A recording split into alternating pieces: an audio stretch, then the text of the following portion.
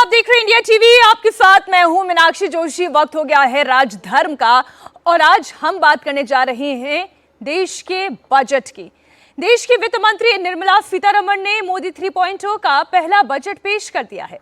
2024 के लोकसभा चुनाव में जो सबसे बड़ा मुद्दा हावी रहा वो था बेरोजगारी का मुद्दा।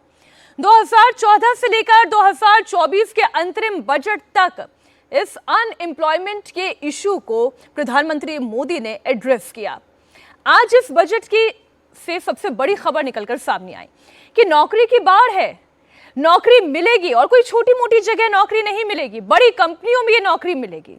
पहली नौकरी की गारंटी खुद मोदी सरकार की होगी। पहली सैलरी की गारंटी भी मोदी सरकार की होगी। आज प्रधानमंत्री मोदी ने ऐलान किया कि जब आप ग्रेजुएट होकर निकलेंगे तो आपको जाना कहां है, नौकरी कहां मिलेगी, सैलरी कितनी होगी, इसका पूरा खाका सरकार ने खींच लिया है। सरकार ने देश की 500 बड़ी कंपनियों उसमें देश के युवाओं के लिए नौकरी की व्यवस्था कर दी है और मिनिमम सैलरी 5,000। इसका मतलब यह है कि वो युवा जो बड़ी कंपनियों में केवल इंटर्नशिप के लिए मारामारी करता था, बहुत सारे युवा ऐसे हैं जो आपके आसपास होंगे, जिन्हें आप भी जानते होंगे, आपके दोस्त हो सकते हैं, आपके जूनियर हो सकते हैं, जो एक इंटर्नशिप के लिए परेशान रहते थे। अब सरकार ये कह रही है कि चाहे वो लड़का गरीब घर का हो, चाहे वो ग्रेजुएट हो, अगर वो नौकरी करना चाहता है, लड़के को डिग्री लेने के साथ साथ नौकरी पाने में मुश्किल नहीं आएगी। ये गारंटी प्रधानमंत्री नरेंद्र मोदी दे रहे हैं। हम इसका पूरा विश्लेषण करेंगे, लेकिन सबसे पहले आप सुनिए प्रधानमंत्री मोदी को।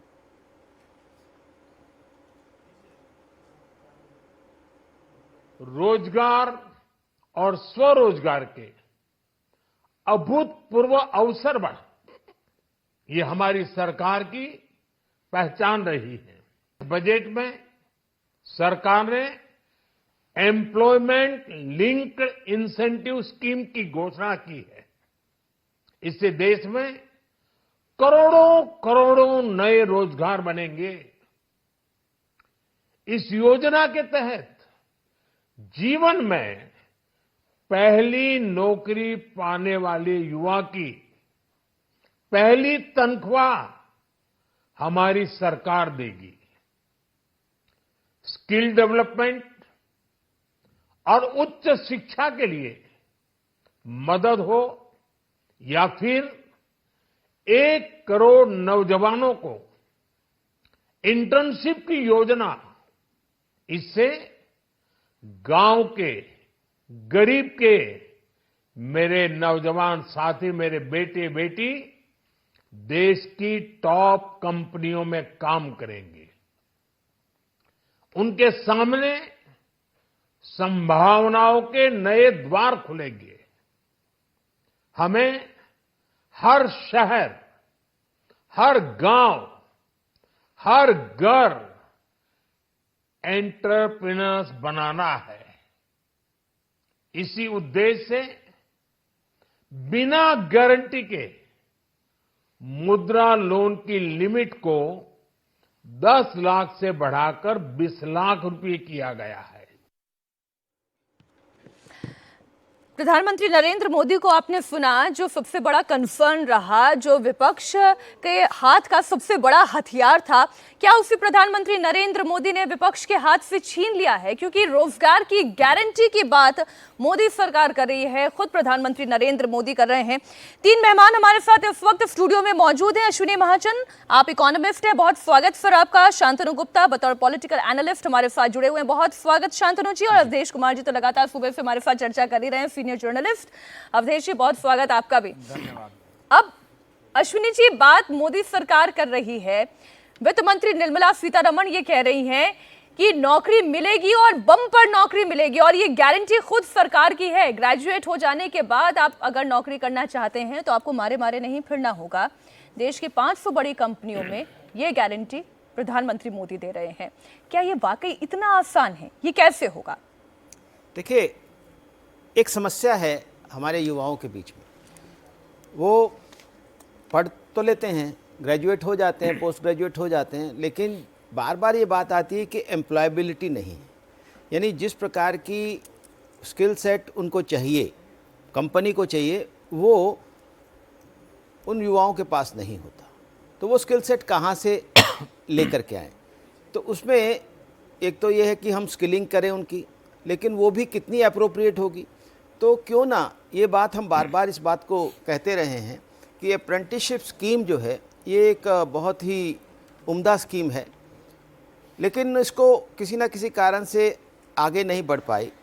इसको इस सरकार ने इस बजट में जो स्थान दिया है उसका एक बड़ा महत्व ये होगा कि जैसे ही युवा वहाँ अप्रेंटिस बनेंगे उनको 5,000 रुपये सैलरी भी मिलेगी, उसके साथ ही साथ वो एक स्किल सेट जनरेट होगा, एक उनको समझाया जाएगा, सिखाया जाएगा, और उसके माध्यम से बहुत बड़ी संख्या में वही युवा, क्योंकि ये विषय, ये जो चिंता है वो केवल युवाओं की नहीं है, कंपनियों की भी चिंता है, क्योंकि जिस प्रकार के लोग उनको चाहिए वो मिलते ही नहीं है। तो इसलिए ऐसे में इस योजना के माध्यम से उनको वो स्किल सेट मिलना और कंपनियों को भी लाभ होना, कंपनियां भी मुझे लगता है कि इसको हाथों हाथ लेंगी, क्योंकि उनको बहुत इससे लाभ होने वाला है, क्योंकि जिस प्रकार के लोग उनको चाहिए उसके साथ ही वो मिलना शुरू हो जाएंगे, और जो लोग नौकरी में नहीं रह पाएंगे वो भी इतना समझ जाएंगे, सीख लेंगे कि बाकी और जगह पर उनकी नौकरी मिलना उनके लिए ज़्यादा संभावित हो जाएगा। और ये इस नाते से मुझे लगता है कि बहुत महत्वपूर्ण है। इसके अलावा भी सरकार ने पहली नौकरी का जो आश्वासन दिया है जी कि पहली नौकरी की पहली तनख्वाह वो सरकार देगी। इसके अलावा जो और CSR उसका फंड मैनेज करेगी। जी, तो इस प्रकार से तमाम जो उपाय नौकरियों के लिए किए गए हैं वो तो हैं ही, लेकिन एक बात जो आपने देखा कि नौकरियां इतनी नहीं हो सकती हैं, उसकी संभावना भी कम है। ऑर्गेनाइज सेक्टर में या सरकारी क्षेत्र में नौकरियां उतनी नहीं होती हैं, इसलिए स्वरोजगार का बढ़ना बहुत ज़रूरी है, और स्वरोजगार के लिए ज़रूरी है कि उनके पास आवश्यक धन हो। सर, मैं स्वरोजगार के भी मुद्दे पर आऊंगी, क्योंकि फिर उसमें हमें फिर मुद्रा योजना की भी बात करनी पड़ेगी, वो फिर किस तरीके से काम करेगी। लेकिन इसका दूसरा पहलू जो हम अभी रोजगार की बात कर रहे हैं या नौकरी की बात कर रहे हैं कि पहली नौकरी और पहली सैलरी, अखिलेश यादव तो अभी भी यही कह रहे हैं ना शांतनु जी कि ये नौकरी, ये रोजगार दरअसल एक सपना है, ये फिर से एक सपना दिखाया जा रहा है। देखिए, विपक्ष से मैं कभी एक्सपेक्ट नहीं करूंगा कि वो मोदी सरकार की किसी भी पॉलिसी का, किसी भी विजन का समर्थन करेगा। देखिए, हमें जो कल का इकोनॉमिक सर्वे था 2024 का, उस पर ज़रूर जाना चाहिए। वो बेस डॉक्यूमेंट होता है किसी भी बजट का, और उसमें जो डेटा भी आता है, जो हम जैसे PLFS कहते हैं, मतलब कि पीरियोडिक लेबर फोर्स सर्वे, कि जो हमारा अनएम्प्लॉयमेंट था जो 2018 में करीब 18% था, वो 10% हो गया। और स्टेट बैंक ऑफ इंडिया की IIM अहमदाबाद के साथ स्टडी भी आती है कितने लोग ऑर्गेनाइज्ड वर्कफोर्स में है। तो इस बार आपने जो देखा है, जो पूरे बजट का जो रुख है वो ऑर्गेनाइज्ड वर्कफोर्स में आने का है कि अगर आप PF में रजिस्टर करवाएंगे तो सरकार आपको सहूलियत देगी। और जैसा अश्विनी जी ने कहा, जो बहुत इंपॉर्टेंट बात है, आप किसी भी इंडस्ट्री चैंपियन के पास जाएं, वो कहते हैं भाई आपके ग्रेजुएट आ रहे हैं लेकिन मेरे लिए एम्प्लॉयबल नहीं है। वो आपको पता है उनके पास स्किल ही नहीं है। और ये बड़े बड़े कॉलेज से जो लड़के निकल रहे हैं, IITs IIMs के भी आपको देखना प्लेसमेंट कम होते जा रहे हैं। वो कई बार छोटे कॉलेज से जाके ले लेते हैं। जैसे आपको देखा इन्फोसिस बड़ी संख्या में लोग हायर करती है, बड़ी कंपनियां लाखों लोग अप्लाई करते हैं, और उनके पास मैंगलोर में एक ट्रेनिंग सेंटर है। बैंगलोर के पास एक मैंगलोर बोल के जगह है जहां पे वो 3 से 6 महीने की ट्रेनिंग देते हैं। उस समय वो एम्प्लॉय इतने से प्रोडक्टिव नहीं होता है, वो 3 से 6 महीने एम्प्लॉय को ट्रेन करते हैं जो उसको कॉलेज में सीख के आना चाहिए था। तो ये जो इंटर्नशिप है, जो 500 बड़ी कंपनियों में जब वो इंटर्नशिप करेगा, इंटर्नशिप में पहले तो भाई आपको, अगर छोटे परिवेश से बालक आया है, लड़की आई है, तो पहले तो ऑफिस जाना आना, उसकी सहूलियत, उसका तरीका, और फिर काम सीखना। और हाई पॉसिबिलिटी होती है जो इंटर्नशिप वाला बच्चा है, जो बालक है, वो कंपनी में एम्प्लॉय हुआ है। मैं तो जितने ही बच्चे मेरे से कभी करियर काउंसलिंग के लिए पूछते हैं, मैं कहता हूँ भाई अपने फर्स्ट ईयर में, सेकेंड ईयर में, थर्ड ईयर में इंटर्नशिप जरूर करो। आपने भी देखा होगा मीडिया में आपके कितने लोग इंटर्नशिप करते हैं। तो इसको जब फॉर्मलाइज करके एक सरकारी अमली जामा पहना देती है। आपने देखिए मीडिया सेक्टर की बात की, बहुत सारे यंग स्टूडेंट्स आते हैं इंटर्नशिप के लिए, जो अपनी काबिलियत दिखा देते हैं, जिनके अंदर स्किल दिखाई देती है, फिर उनकी जॉब पक्की हो जाती है। ऐसे बहुत सारे उदाहरण होंगे मेरे ख्याल से जो बड़े करियर बना लिए उन्होंने। तो ये जो इंटर्नशिप का इतना बड़ा है कि 1 करोड़ लोग इंटर्नशिप करेंगे, उसकी जो इंटर्नशिप की अमाउंट है वो भी सरकार देगी। तो ये तो कंपनियों के लिए, जैसा अश्विनी ने कहा, बिल्कुल हाथों हाथ लगी। वो उनके लिए तो बिल्कुल एक तरह से सरकार स्किल्ड वर्कफोर्स आ रही है और सरकार के फंड पे तैयार हो रही है वो, और उनको स्पेस मिल रहा है स्किल्ड वर्कफोर्स तैयार करने का। मेरे ख्याल से बड़ा अलग तरह है। और ये जो बात कही उन्होंने, अश्विनी जी ने, ये भी इंपॉर्टेंट है। देखिए, आप कितना भी कह लें, पूरे भारत की सरकारी नौकरियां मात्र 2 से 3% है। ये चैनल में जरूर इतने लोग हल्ला मच, सरकारी नौकरी, ठीक है, सब लोग अप्लाई करेंगे। आप कहते हैं कि 500 नौकरियां निकाली, 1 लाख लोग आ गए, लेकिन वो नौकरियां 2% है। अगर मुझे एक ऑफिस में 4 बाबू चाहिए तो मैं 5 रख लूंगा, मैं 50 बाबू नहीं रख लूंगा। तो सरकारी नौकरियां 2 से 8% है, और जो बाकी स्किल सेक्टर की जो फॉर्मल जॉब है वो 8-10% और पकड़ लीजिए। सब मिला के 10-12-15% से ज्यादा स्किल्ड एम्प्लॉयमेंट नहीं है। बाकी सबको स्वरोजगार ही करना पड़ेगा, और इसलिए मुद्रा लोन, अलग तरह के मुझे लगता है कि एक बात जो आपने कही अश्विनी जी ने, आपकी भी बातों का एंड पॉइंट आ गया है स्वरोजगार की तरफ। तो एक बार मैं जरा उसे लेकर भी दर्शकों को डिटेल दे दूं। देश के युवाओं को सरकारी नौकरी के अलावा देश की 500 टॉप कंपनीज में इंटर्नशिप का मौका तो मिलेगा ही, साथ ही ऐसे वो तमाम युवा जो नौकरी नहीं करना चाहते हैं, जो खुद अपना रोजगार बनाना चाहते हैं और वहीं से अपना अनुभव बनाना चाहते हैं, तरक्की चाहते हैं, अपनी कंपनी खोलना चाहते हैं, ऐसे युवाओं के लिए भी नरेंद्र मोदी की सरकार ने अपना खजाना खोल दिया है।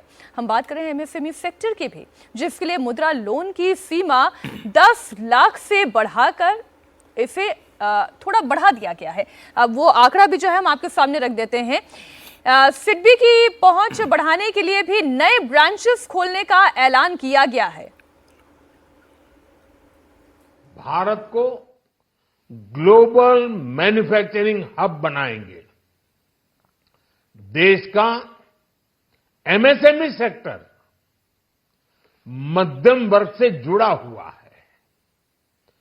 एक प्रकार से एमएसएमई सेक्टर की ओनरशिप मध्यम वर्ग ही है, और इसी सेक्टर से गरीबों को ज्यादा से ज्यादा रोजगार भी मिलता है।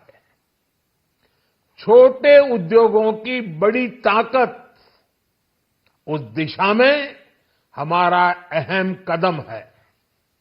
इस बजट में एमएसएमईज के लिए ईज ऑफ क्रेडिट बढ़ाने वाली नई योजना का ऐलान किया गया है। मैन्युफैक्चरिंग और एक्सपोर्ट्स इकोसिस्टम को हर जिले तक ले जाने के लिए बजट में अहम घोषणा की गई है। ई कॉमर्स, एक्सपोर्ट हब्स और फूड क्वालिटी टेस्टिंग के लिए 100 यूनिट्स, ऐसे कदमों से वन डिस्ट्रिक्ट वन प्रोडक्ट अभियान को गति मिलेगी। अब जो बातें प्रधानमंत्री नरेंद्र मोदी ने कही, वित्त मंत्री निर्मला सीतारमण ने आज बजट में एलोकेट की अवधेश, उसमें मुद्रा लोन की रकम को 10 लाख से बढ़ाकर 20 लाख कर दिया गया। सिडबी की ब्रांचेस 3 साल में नई ब्रांच खुलेंगी और 24 तो इसी साल खुलेंगी। फूड सेफ्टी लैब की बात कर लें, जिसका जिक्र भी प्रधानमंत्री भी कर रहे थे। प्राइवेट सेक्टर के साथ मिलकर ई कॉमर्स पर काम करेंगे। इंटर्नशिप को लेकर 5 करोड़ युवाओं को 500 टॉप कंपनीज में मौका मिलेगा। ये वाकई में एक बहुत बड़ा कदम है। लेकिन अभी अभी बिहार के मुख्यमंत्री नीतीश कुमार का पहला रिएक्शन आ गया है। क्या कह रहे हैं नीतीश कुमार, वो आपको सुना देते हैं। आज जितना लोग बोल रहे हैं, आज जब उनकी पार्टी केंद्र में थी, हम तो 10 के बाद से शुरू किए हुए थे। लगातार सब जगह कितना आंदोलन, पटना कहाँ नहीं कितना हुआ सब आप जानते हैं। और हम लोग कर रहे थे, लोग जितना काम करवाए उसको देखने के लिए आए, हम नहीं कराए। 14 के बाद तो लोग फिर अलग हट गए, तो नहीं कराए कि तुम भी कोशिश किए थे। लेकिन हम इसके लिए लगातार बोलते रहे, और इन लोगों को भी हमने कहा। तो अब एक बात हो रहा था, विशेष राज्य का दर्जा पहले से खत्म हो गया है। हम लोगों ने एक कह दिया कि विशेष राज्य का दर्जा दीजिए या विशेष अधिकार के लिए मदद दीजिए। यहाँ के लिए जो जरूरत है बिहार के लिए, क्योंकि बिहार को भी आगे बढ़ना है। तो बहुत कुछ किया है, आप जानते हैं कैसे बुरा हाल था बजट का। जब हम लोग 5 से शुरू किए हैं, नवंबर 5 में, तो जो इतना काम करते हुए अब जहाँ देखिए ना कितना जगह पर जाने का रास्ता बना है, कितना ज़्यादा स्कूल बना है, कितना एक एक नए चीज़ों का निर्माण हुआ है। अब पटना का ही देखिए ना, शाम के बाद कोई बाहर निकलने के लिए जाता था। तो सर आज जो घोषणा हुआ उससे आप खुश हैं ना? सुनिए ना, सब कुछ किया गया। तो हम लोगों ने शुरू से कह दिया था ये, या बिहार को विशेष तौर पर मदद करिए इसके लिए। अब उसी में उन लोगों ने कई चीजों का मदद करने का घोषणा कर दिया है। तो आप संतुष्ट हैं? कहना था कि भाई असल चीज है कि हम लोगों को जो हम लोग इतना काम कर रहे हैं तो उसमें अगर केंद्र से बहुत सारे चीजों में और ज्यादा अतिरिक्त मदद मिलेगा तो फायदा होगा। ये तो हो ही रहा है, इसलिए बिना मतलब करोगे। एक चीज बताइए, विशेष राज्य का दर्जा जो मांग रहे थे, राज्य का दर्जा का मांग अब खत्म होगा या आगे कंटिन्यू करेगा? हम लोग विशेष राज्य का दर्जा जी कह रहे थे, और अगर विशेष राज्य का दर्जा बहुत लोगों का था कि पहले से बंद कर दिया गया है इसलिए, तो उसके चलते एक सहायता के लिए बिहार के विकास के लिए मदद होना चाहिए, मदद होना चाहिए बिहार को, तो वो तो करना शुरू कर दिया। आप खुश हैं? अरे हाँ भाई, हम तो ये दोनों चीज कह ही दिए थे, तो एक चीज का तो शुरू हो गया। देखिए, ये जब पत्रकार ने सवाल पूछा कि क्या आपके विशेष राज्य के दर्जे की मांग यहीं पर खत्म होती है, क्योंकि ये मांग तो आप हमेशा से कर रहे हैं, उन्होंने कहा कि मैंने विशेष पैकेज की मांग की, अगर विशेष राज्य का दर्जा ना सही तो फिर विशेष पैकेज दिया जाए।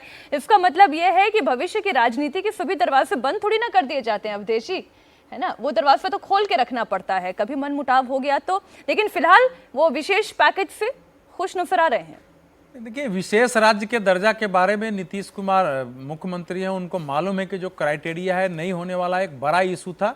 2006-07 से ही बिहार में इसको आगे बढ़ाया गया था पूरे, लेकिन अब इस समय तो केवल वो विपक्ष की मांग है कि आप सरकार पर दबाव नहीं डाल रहे हैं। देखिए, इस समय बिहार के विकास की दृष्टि से, और बिहार जो है देश और दुनिया भर के कुछ मामलों में पर्यटनों के तीर्थयात्रियों का केंद्र बने, इसकी दृष्टि से इस बार की जो घोषणाएं हैं वो तात्कालिक रूप से दिखता है कि पॉलिटिकली हो सकता है, लेकिन इसको दूसरे रूप में मैं जोड़ रहा हूं, कुल 59,000 करोड़ के आसपास की सारी योजनाएं हो रही हैं, थोड़ी 59,000 से 60,000 करोड़ के आसपास, कि अगर बिहार में एक्सप्रेस वे चाहिए, एक्सप्रेस वे है नहीं बिहार में, अगर बिहार के पास उस रूप में पैसे नहीं है तो क्या केंद्र उसमें मदद नहीं करेगा? 2 एक्सप्रेस वे का ऐलान है।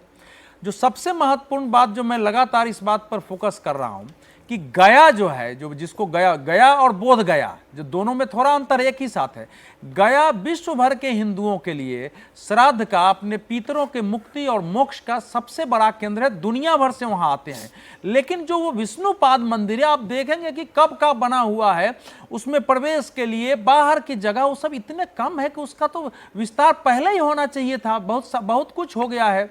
तो अगर विष्णुपाद मंदिर का, फल्गु नदी से वहां तक जाने का, पूरे गया में जो सारे स्थान है जहां जहां पितरों के श्राद्ध में आपको जाना पड़ता है, बैठना पड़ता है, अगर उन सब का विकास होता है तो वो तो भारत में तीर्थयात्रियों, पर्यटन यात्रियों को बाहर से भी और देश से भी वहां आने वालों को सुविधा होगी, और होना ही चाहिए, क्योंकि हमारे यहाँ ना विकास का अर्थ केवल वही माना जाता रहा है। नरेंद्र मोदी के रिजिम में जो हमारे संस्कृति के केंद्र हैं, अध्यात्म के केंद्र हैं, उन सबको विकसित करके पाया गया है कि इकोनॉमी कैसे बढ़ सकती है, रोजगार कैसे हो सकता है। वाराणसी का आंकड़ा है कि 2023 में गोवा से 10 गुना ज्यादा लोग, करीब 2 करोड़ 20 लाख से ज्यादा लोग वहां आए हैं वाराणसी में, एक परिवर्तन होने से। और गया तो हमारे यहाँ मोक्ष की नगरी मानी गई है, तो उसके विकास के लिए किया गया, उसी ढंग से उसमें बोध गया भी है, बाकी भी है, जो भी आप देखेंगे, नालंदा है। लेकिन मैं आपकी बात से बिल्कुल सहमत हूं सर, लेकिन इसमें केवल केंद्र सरकार की भूमिका नहीं है, इसमें राज्य सरकार की अपनी भूमिका भी है कि राज्य सरकार ने उस क्षेत्र का विकास करने के लिए क्या किया, जिसमें बीजेपी के सहयोग के साथ जेडीयू की सरकार रही है। देखो, सेकुलरिज्म के चक्कर में हमारे देश में कुछ समय से महात्मा बुद्ध तो सेकुलर के प्रतीक हो गए थे, लेकिन जो बाकी हमारे विष्णु भगवान है, शंकर जी हैं, फला, उस पर सरकारें काम करने से बचती थी कि वो सेकुलरिज्म के प्रतीक नहीं है। यहाँ तक कि विष्णुपाद की पहले जो नीतीश कुमार के ये था ना, उसमें यह था कि फल्गु नदी में महात्मा बुद्ध की ऐसे बनाएंगे मूर्ति। हम लोगों ने विरोध किया कि भाई फल्गु नदी में महात्मा बुद्ध बोध गया में हम लोगों के लिए वो भी 24वें अवतार, लेकिन वहाँ तो विष्णुपाद का तरह कुछ ऐसी मूर्ति वहाँ बननी चाहिए कि उसमें से फब्बारा में से निकले। तो अब वो चीजें स्वीकार हुई है, और वो बिहार के विकास के साथ साथ बिहार के विकास के साथ देश के विकास में भी योगदान देगा, और साथ ही हमारी आध्यात्मिक उन्नति में, और हमको आत्म संतुष्टि होगी कि हमारा संस्कृति केंद्र कितना महत्व है। और केवल सांस्कृतिक केंद्र की बात नहीं कर रहे हैं, हमारे देश के जितने छोटे छोटे शहर है, ऐसे कई छोटे शहर है जहां पर देखा गया कि उस शहर के युवा दिल्ली, मुंबई, नोएडा, चेन्नई, बेंगलुरु जैसे बड़े बड़े शहरों की तरफ जाना चाहते हैं, क्योंकि काम की जो अपॉर्चुनिटीज है, वर्क अपॉर्चुनिटीज है, इन बड़े शहरों में है। उन युवाओं के लिए सरकार ने एक अवसर दिया है। स्टार्टअप के लिए सरकार ने बड़ा फैसला लिया है। 12 साल बाद एंजल टैक्स को खत्म किया गया है। मनमोहन सिंह की सरकार के दौरान साल 2012 में यह टैक्स लगाया गया था, जिसे 12 साल के बाद नरेंद्र मोदी की सरकार ने हटा दिया है।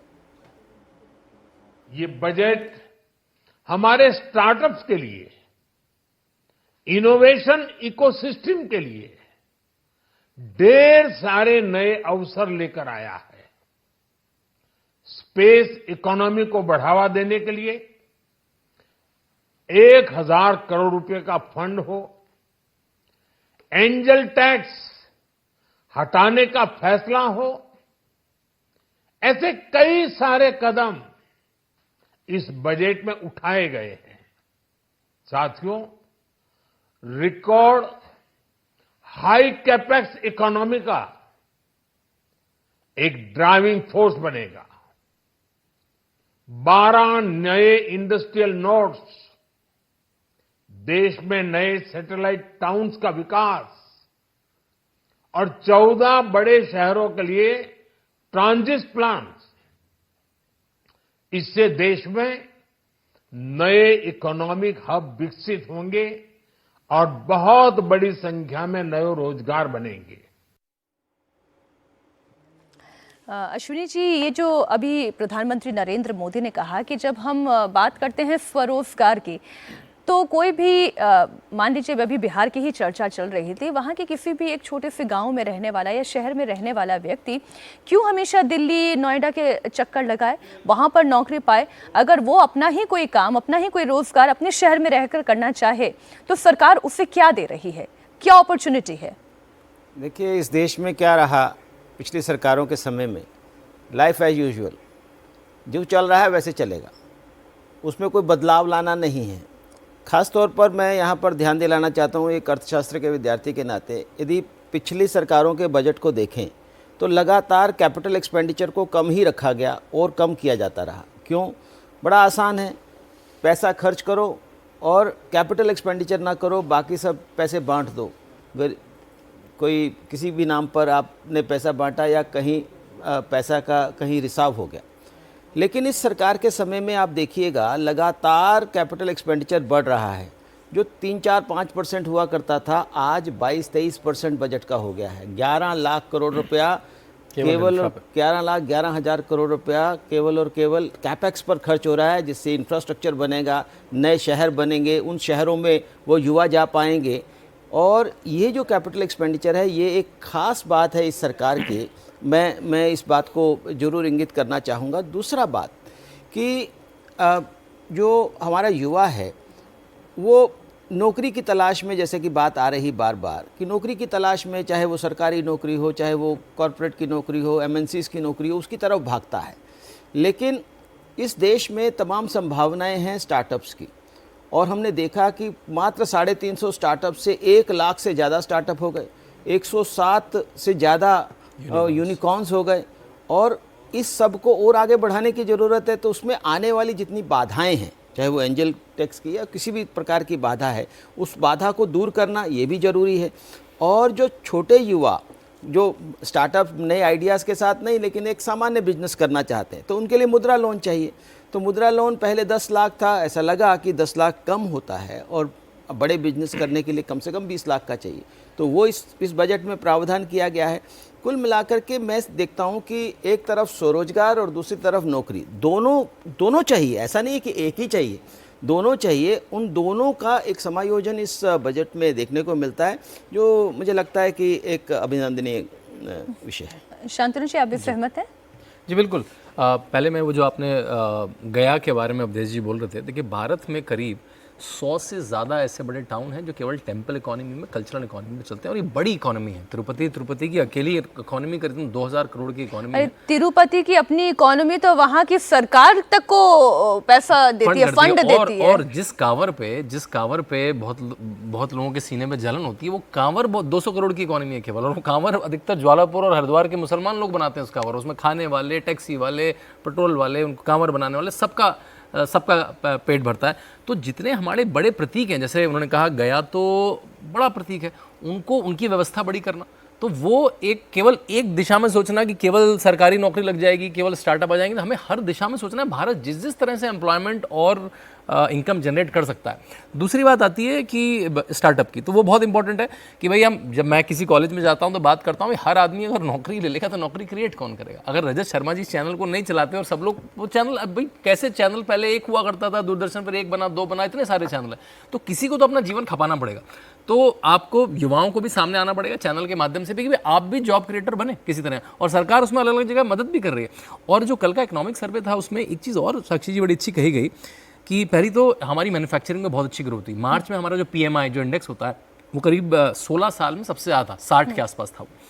और उसके लिए सरकार ने जो PLI मतलब जो प्रोडक्शन लिंक इंसेंटिव है, जैसे आपने हम मोबाइल की बात करते हैं कि पहले दो कंपनियां मोबाइल बनाती थी, अब करीब 100 से ज़्यादा कंपनी मोबाइल बनाती हैं। हमारे जितने मोबाइल हैं बड़ी बड़ी कंपनियों के 80-90% मोबाइल भारत में बनते हैं। और हम लोग नोएडा में बैठे हैं, ग्रेटर नोएडा में मिला के 60 से 70% मोबाइल बन रहा है, केवल ये 10 साल में हुआ है। मतलब हम लोग कर सकते हैं। तो इसके लिए जो इकोनॉमिक सर्वे में कल बात करी और माना भी कि हमें बिजनेस को करना आसान बनाना पड़ेगा। और बात भी चल रही है, बहुत सारी जो कंसल्टिंग कंपनी वो काम कर रही है किस तरह से लेबर के रिफॉर्म हो, किस तरह से जो पुरानी क्रिमिनलिटी चली आ रही है। बहुत सारी ऐसे लॉ हैं कि आप ऐसा नहीं करेंगे तो आप क्रिमिनल ऑफेंस लग जाएगा आप पे, ओनर पे। वो क्रिमिनलिटी के लॉ पुराने सन 57 के बने हुए हैं कि वो आपने टॉयलेट में ये नहीं बनाया। जैसे साइजेस हैं कि आपको एक एम्प्लॉय को कितना साइज देना है। सिंगापुर में वो करीब 2.2 स्क्वायर फीट है, हमारे यहाँ वो 4 स्क्वायर फीट है।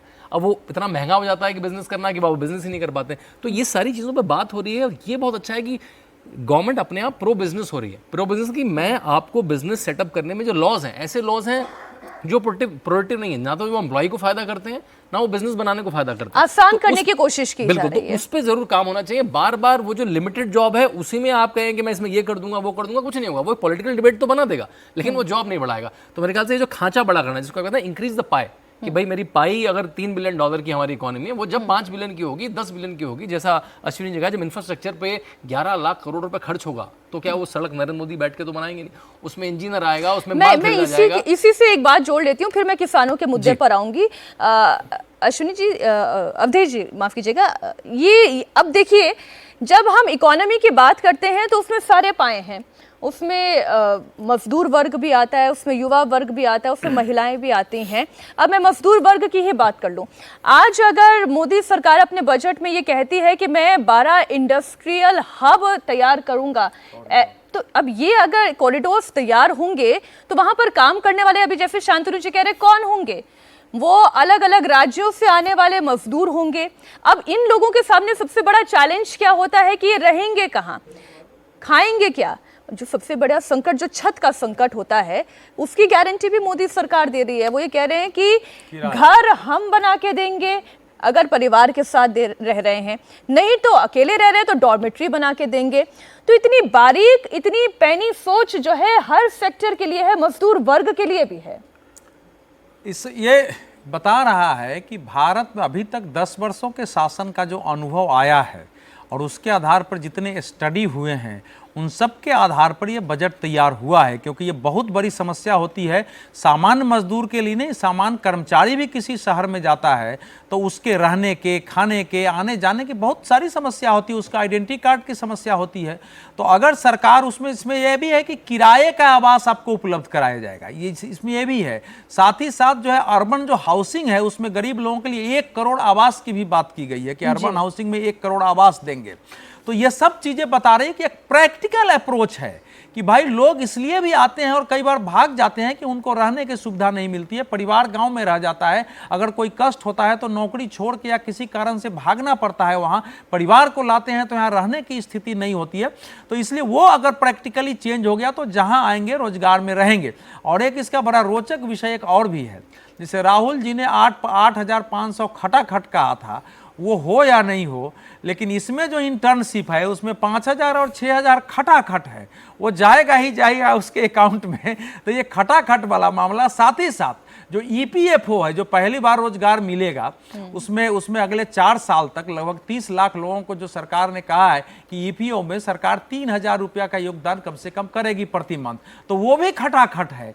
तो खटाखट वाली जो योजना थी कांग्रेस की, वो भले कांग्रेस ने लागू नहीं किया है, लेकिन नरेंद्र मोदी सरकार ने उस खटाखट को उत्पादकता की दृष्टि से कि किसी को ये नहीं हो कि हम मुफ्त लेके खा रहे हैं, कि आप इंटर्नशिप कर रहे हैं, उस इंटर्नशिप में सहयोग की दृष्टि से आपको दे रहे हैं। आप अगर नए सिरे से रोजगार दे रहे हैं कोई कंपनी, तो आपको ये खटाखट 3,000 रुपया जो हम दे रहे हैं उसमें वो आपके सहयोग के लिए दे रहे हैं, या 1 महीने का वेतन दे रहे हैं। तो इसलिए इसमें कई दृष्टि से आप देखेंगे तो इसमें खटाखट कई चीजें हैं, आगे आगे भी देखेंगे तो कई खटाखट है इसमें। आगे पता नहीं भारतीय जनता पार्टी सरकार इसको चुन के लाए और तो शायद संसद में जवाब देने में तो थोड़ी सुविधा होगी कितना खटाखट है यहाँ। लेकिन देखिए, जिन 4 जातियों की बात प्रधानमंत्री नरेंद्र मोदी करते हैं, जिसमें गरीब है, महिला है, युवा है, तो मोटा मोटी तौर पर इन 3 हिस्सों पर तो हमने बात कर ली, इन 3 जातियों पर तो बात कर ली, जिसे गरीब कहें, युवा कहें, महिला कहें।